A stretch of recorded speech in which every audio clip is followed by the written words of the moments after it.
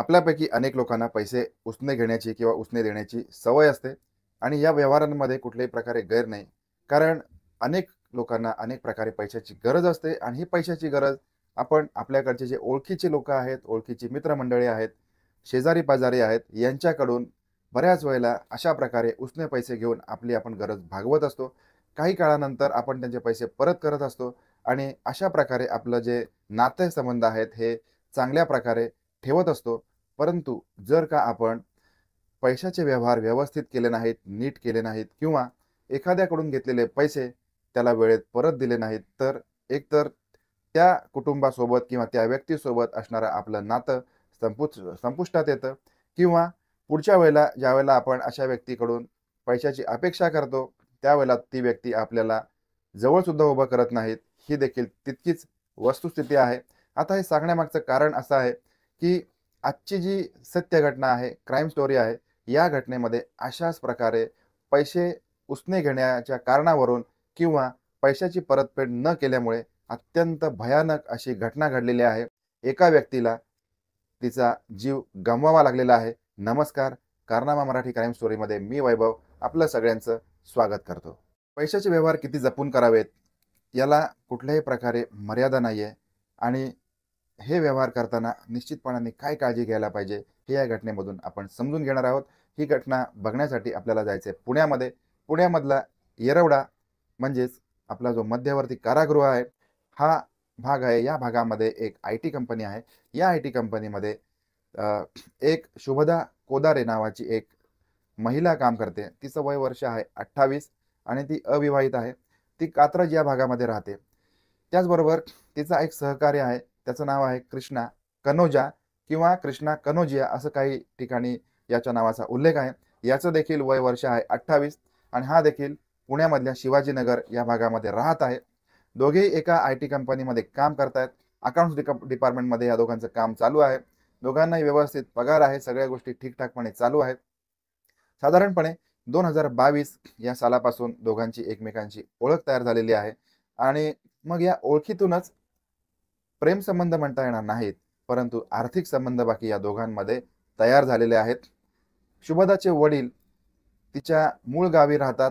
कराड या गावी त्यांचं वास्तव्य आहे आणि या दोघांमध्ये जे आर्थिक व्यवहार सुरू झालेले आहेत हे व्यवहार अशा प्रकारचे होते की शुभदा या कृष्णा कनोजिया याच्याकडे टप्प्याटप्प्याने पैशाची मागणी करत होती.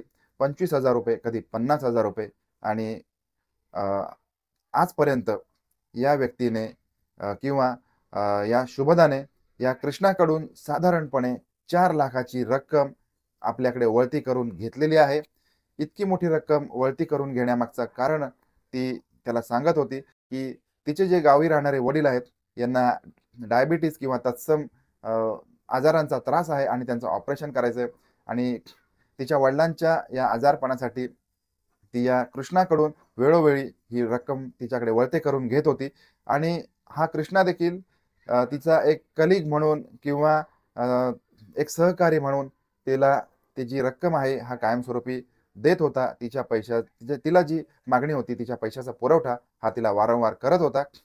आता 4 लाख रुपये पर्यंत रक्कम दिल्या गेल्यामुळे मग त्याला काही गोष्टींची शंका यायला लागली. आता आपण आपले पैसे परत कसे मिळवायचे यासाठी मग तो तिच्याकडे या पैशाची मागणी करत होता आणि अशी माहिती समोर येते की त्याने तिच्या गावी जाऊन तिच्या वडिलांची देखील भेट घेतलेली होती आणि तिच्या वडिलांच्या आजारपणाची देखील त्याने चौकशी केलेली होती. त्या चौकशीमध्ये त्याला असं आढळून आलंय की तिच्या वडिलांना कुठल्याही प्रकारे त्रास नव्हता आणि कुठल्याही प्रकारे त्यांचं ऑपरेशन इत्यादी गोष्टी त्यांना करून घ्यायच्या नव्हता. हे सगळं असताना मग खोटं बोलून या शुभदा या त्याच्या कलिगने त्याच्याकडून कशासाठी पैसा घेतला किंवा मग ती त्याला आता पैसा परत करत नव्हती, या सगळ्या कारणाचा उद्वेग त्याच्या मनामध्ये आलेला होता.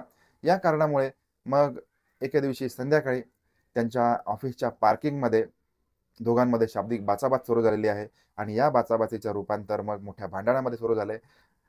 कृष्णा कनोजिया या व्यक्तीकडे एक चाकू होता. त्याच वेळेला त्याने ह्या चाकूने या शुभदा त्याच्या कलिगवरती चाकूचा वार केलेला आहे. तिच्या खांद्यावरती इत्यादी ठिकाणी त्याने चाकूचा वार केलाय. ती त्याच्या थारोळ्यामध्ये पडलेली आहे, रक्ताच्या थारोळ्यामध्ये पडलेली आहे आणि त्या ठिकाणी हा जो कृष्णा आहे आपल्याकडून काही गैरकृत्य होत नाहीये अशा आविर्भावामध्ये त्या ठिकाणी फिरत होता.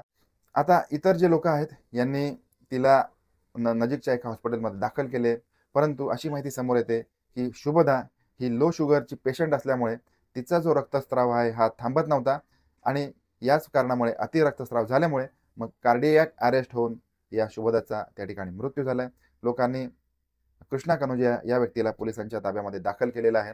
आता ही संपूर्ण घटना ज्या वेळेला आपण समजून घेतो त्यावेळेला एक गोष्ट लक्षात येते की कोणत्याही प्रकारे जर का आपण आर्थिक व्यवहार करत असू तर हे आर्थिक व्यवहार इतके निकोप असायला हवेत की ज्या व्यक्तीला तुम्ही पैसे देताय त्या व्यक्तीला तुम्ही कायद्याच्या बंधनामध्ये राहून पैसे दिले गेले पाहिजेत किंवा कुठल्या तरी पुराव्याच्या आधारे किंवा कुठल्या तरी कागदोपत्रांच्या आधारे त्याला पैसे दिले गेले पाहिजेत. अन्यथा आपण अशा प्रकारचे व्यवहार करू नये. कारण बऱ्याच केसेसमध्ये अशी गोष्ट आढळून येते की तुम्ही ज्या व्यक्तीला पैसे देता ती व्यक्ती तुम्हाला त्यांचे जे पैसे आहेत हे तुम्हाला त्या वेळेमध्ये परत देत नाही किंवा कधीच परत देत नाही. असे देखील अनेक लोक आहेत. त्याच्यामुळे नंतर जो पश्चाताप आपण करून घेतो आपल्याकडून अशा व्यक्तीला धोका उत्पन्न होऊ शकतो. त्याच्यामुळे वेळीच खबरदारी घेऊन पैशाचे व्यवहार टाळावेत किंवा करायचे असतील तर कायद्याच्या चाकोरीमध्ये राहून करावेत. या संपूर्ण घटनेबद्दल आपल्याला काय वाटतंय ते कमेंट करून जरूर कळवा. आपण कोणाला पैसे दिलेत का किंवा आपण दिलेले गेले पैसे त्या समोरच्या व्यक्तीने आपल्याला परत दिले गेले आहेत का हे देखील आपण कमेंट करून जरूर कळवा. भेटूया पुन्हा एकदा अशाच एखाद्या एक्साइटिंग क्राईम स्टोरीमध्ये. तोपर्यंत काळजी घ्या. धन्यवाद.